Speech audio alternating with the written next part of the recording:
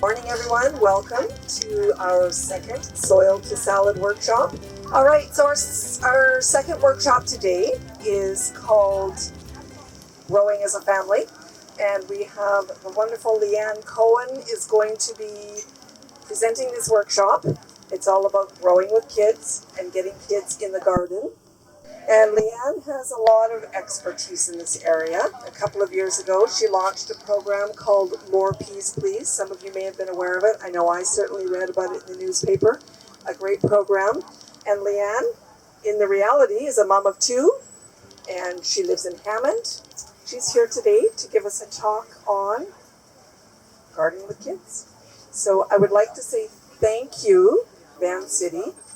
The market has been awarded a grant by Van City to put this on, to give all of this fantastic free information to everybody as we go along. I'm going to pass it over to Leanne. So my name's Leanne Cohen, and I grew up with parents who really worked hard to produce as much of their own food as possible.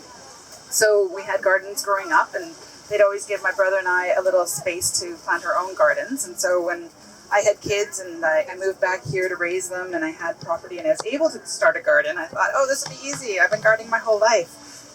And of course, when you have a toddler and a newborn, you're pretty overwhelmed and just finding the time on your own to go out and do something. And my dad was trying to help out. He rototilled a huge area that's probably about the size of probably 1.5 of these tents. And it was way too much. And putting seeds in the ground when you're young and then trying to create a whole garden on your own from scratch when you're older, when you haven't had that experience before, was pretty overwhelming. So I thought, if I'm having difficulty doing this, probably other parents are as well. So after I learned through trial and error, I wanted to help other parents start gardens, because I knew a lot of my friends wanted to, but they didn't have a lot of experience as well. So in 2014, I think, we started this program. It ran for 2 years, and it was a fantastic program. We did a pilot at Hammond Elementary and Glenwood Elementary, and we signed up families, and myself and my fellow coordinators would go to their house, and we would have all the stuff we needed, and the families didn't have to really provide anything except their backyard. And then we would choose a nice place that got some sun and help them just dig out the grass and work with them to plant it. So they would see firsthand and hands-on how to do it. We'd get their kids involved, so the kids had a good sense of ownership about the garden, and we'd give them a watering can and say, good luck. So I know school gardens are very popular, but the biggest problem is that during the summer there's no one there to water them, and there's no one there to harvest the food. So right at the time when they need to be focused on, there's nobody around. So having the gardens planted straight into the people's backyard was a really good way to do it, and they could see it growing. They were right there to water it. My kids really got involved, and they helped me plant the gardens as well. And as I was putting this workshop together, the David Suzuki Foundation actually published an article by the Queen of Green called Growing Young Farmers. Their 8 benefits for young farmers are as follows: healthier food, exercise outside, less screen time, which is a huge one for me too, emotional boost, time with family, improved focus and memory, analytical skills, and improved immunity. Let them eat dirt. So the other ones I came up is that the plants are dependent on you. So kids learn a sense of having to care for something, and it's a long-term dedication. So it's delayed rewards, and it teaches them patience to kind of stick with it and to know that it will come. And of course, you get to eat it. So we had a lot of fresh food when we were young, and so of course a lot of kids, there's that aversion that's like, eat your broccoli. And we know as parents we didn't want to get into that trap of trying to force kids to eat their vegetables so they'd see it as a bad thing. So they know this now, and they're grinning because they know what I'm going to talk about. We would have secret conversations, my husband and I, about vegetables that they just happened to hear. So we would say, okay, they'd be like, oh, I don't want to eat this. We'd be like, yes, they don't know that it's full of really good nutrients, and it's going to make them smarter and stronger and taller than us. They want to eat cake and candy and ice cream. They're like, we heard you. We're going to eat all our spinach. and we're gonna eat all our carrots. And then say, okay, but don't tell them that the leafy green dark ones are the best ones. Those are like superfood, like kale, and they don't like the taste. They're not gonna eat it at all. They're like, we heard you. We're gonna eat all our kale. And like, okay, but don't tell them that if they get it straight from the garden, it's even fresher and they'll get even more nutrients. Like, we're going in the garden right now. They pull up and start eating the food. And it was fantastic because we had such a fun time with it that they kind of knew what was going on, but they had such joy in it that we all participated in that. How many people here have been to the Intergenerational Garden on Edge Street? A couple of you. If you haven't had a chance to be there, to go there, you should check it out. It's like a school garden, but they're working with the Seniors Society and the Seniors Network, so that in the summer, where it is that time where the kids are not in school, there are people, the seniors, that can go and water it and take care of it and still tend to it. So that's an example of a solution to that problem of kids not being around in the summer. Which brings us to things you need to start a garden. So I have there's about 3 things that you actually need and one that's kind of optional but very handy. So I need to show of hands because I have them here in this bag. Oops, sorry, and some feedback. To represent what they are. So 3 things you need and one that's very handy. Any guesses? Soil, yes. So I have soil represented by these fancy-dancy compost tea bags, which you don't need for gardening, but it's representing soil. So soil is one.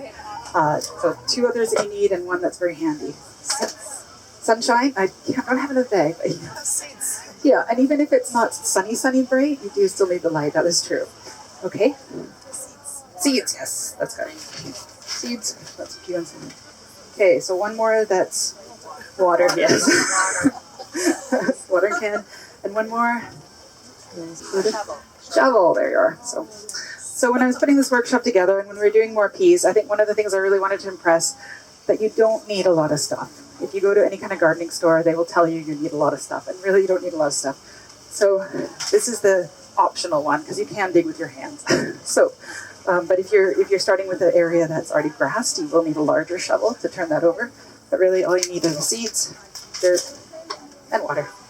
That's really it. So it is very simple. So as you're starting a garden, it's easy to get overwhelmed, but really you just need those 3 things. It's actually very simple. So I wanted to get a bit of things and to get a bit of stuff with this. And the first one is soil versus dirt. Just wanted to impress the idea that not all dirt is the same. So if soil is enriched with nutrients, so you can get that through compost or putting some compost or fertilizer back into the ground. So if you keep growing in the same dirt and you don't put the nutrients back into it, it is going to get a bit depleted. So just make sure that you will. So you always have a lot of nutrients in your dirt as well. The other thing we wanted to talk a bit about is seeds versus seedlings. So I sat down with Lorea the other day and we talked about which vegetables are better to do as seeds and which is seedlings. So when we did our more peas please, we started with very simple veggies and we chose ones that kids like to eat. So we had peas, carrots, pumpkins, radishes, just because they're really fast. The kids could see them come up quickly, although they don't necessarily like to eat them. I don't necessarily like to eat them, but a lot of people really like radishes and they're very fast. So she went through, and the ones that were better as seeds were carrots, beets, radishes, potatoes, spinach, and peas can go either way. They can be seeds or seedlings. So seedlings are when they've already started to grow a little bit, and she says ones that are better to buy as seedlings are ones that produce a fruit. So she said they have a longer maturity date, so instead of you having to wait till the seeds come out, you can buy them as a seedling and put them in and just keep watching them grow. So those ones are tomatoes, cucumbers, and pumpkins, she was saying.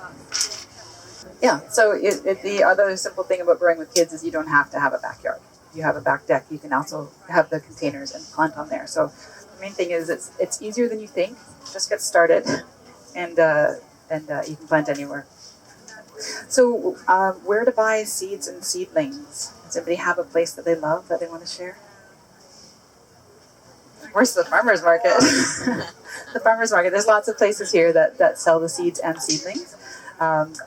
Gloria was telling me that the lady plant sale, where the pumpkin patch is, they have one going on now as well. So they've got some great plants there. I know I organize Earth Day as well, and one of our lead-up events was Seedy Saturday at the Intergenerational Garden. So I think they're planning on doing that as an annual event. That was their second one. You can do that there. Thornhill has an annual plant swap, so you can maybe get some there as well. And then, of course, Grow and Gather, Triple Tree Nursery, Amsterdam Greenhouse, any greenhouses or plant stores. And then, of course, grocery and hardware stores also like to get in on the seed and seedling action. So around the planting time, you'll probably see them everywhere. Farmers Market is usually the best. So when you're deciding what to plant as kids, just with your kids, ask them what they like to eat or ask what vegetables they like to eat.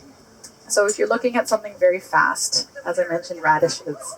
Radishes are so fast. They come up right away. And there's nothing faster except maybe weeds.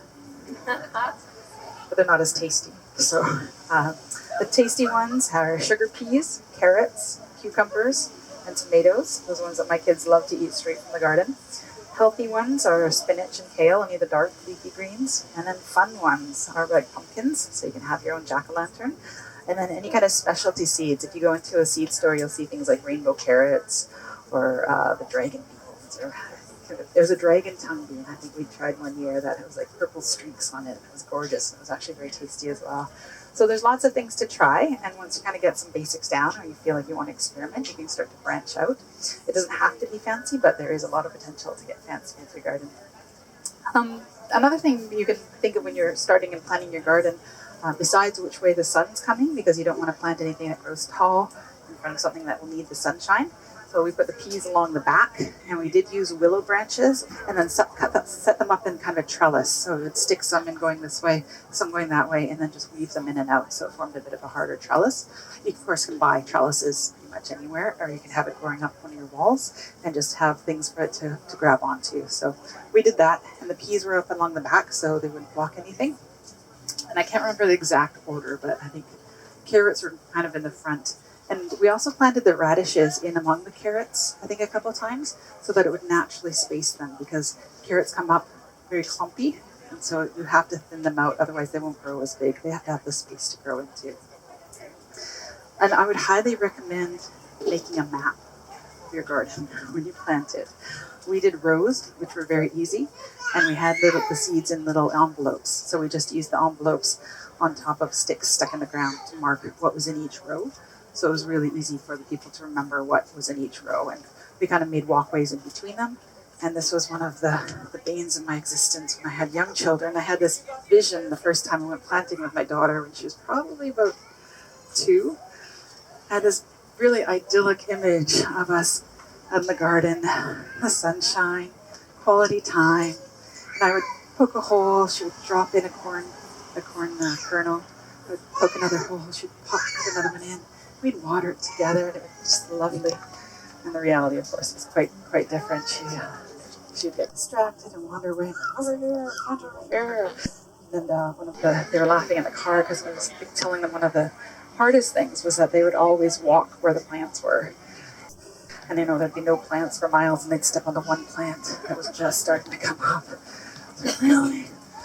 And then, as they got older, they got into the watering. So it's okay, go along, water the plants. And watering their feet, and watering the worms, watering anywhere except the plants. It's like they need the water. So gardening with kids needs a lot of patience as well. But it's really, really fun. So to conclude, it's the main thing is experiment. When you have kids, just start, and then you'll learn definitely from experience. And don't be afraid to get your hands dirty. Plant things you like to eat. Plant things they like to eat. If they like to, when you buy it from the store, find the seeds or find the seedlings and plant it in the garden. If it doesn't work one year, don't give up completely. You might be able to figure out what you did wrong, and you might plant in a different area the next year. So each year you'll be gaining experience, and your kids will be gaining experience.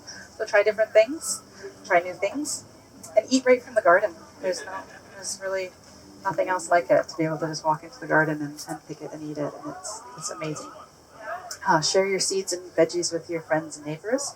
Visit each other's garden. And I think that's it. You can learn more about gardening around year-round, and enjoy your fresh veggies. And any questions? Thank you very much. Thank you very much for coming today.